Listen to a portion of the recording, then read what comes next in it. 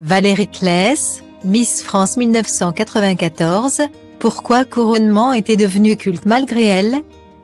Pour Valérie Claes, la soirée de son couronnement à Miss France fera toujours rejaillir des sentiments ambivalents. Il y avait bien sûr la joie de gagner, mais aussi la honte, avec un événement que la toute fraîche Miss n'aurait jamais voulu vivre. Le 28 décembre 1993 au Sérénité à la Défense, à Paris, se déroule la soirée d'élection de Miss France 1994. La soirée est alors présentée, non pas par Jean-Pierre Foucault, mais par Julien Lepers et retransmise en direct sur France 3. Après quelques minutes de suspense, c'est la ravissante Valérie Claes, 21 ans, qui est élue. Elle est la deuxième Miss Pays de Loire élue Miss France, 2 ans après Linda Hardy. La jolie brune monte sur le podium blanc au centre de la scène. Celle qui l'a précédée dans ce rôle, Véronique de la Cruz, la rejoint pour lui remettre sa couronne.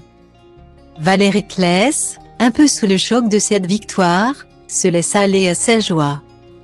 Les yeux brillants de larmes tandis que l'ancienne Miss Guadeloupe s'effaire à maintenir la couronne très lourde sur sa tête. Et soudain c'est le drame. Alors que la jeune femme est filmée en très gros plan, un énorme filet de morphe s'étire et s'échappe de sa narine. Une séquence désormais culte qui va rester dans les annales de la télévision et marquer les bêtisiers de fin d'année. À la suite de son année de Miss France, la jeune femme va co-animer le tiercé avec Daniel Leclerc, ainsi que l'émission 40 degrés à l'ombre présentée par Vincent Perrault sur France 3, en 2003.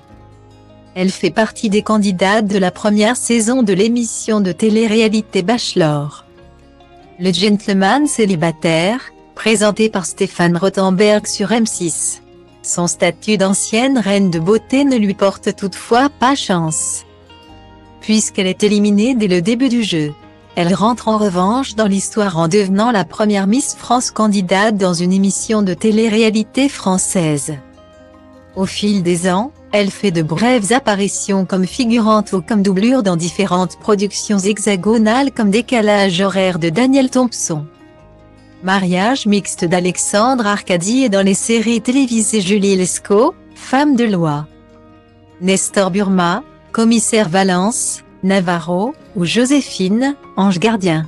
Désormais éloignée des feux de la rampe, cette maman d'un ado est devenue agent immobilier. Elle partage son temps entre les réseaux sociaux où elle est très active et ses activités de mannequinat, tout en étant engagée dans la protection de la vie animale.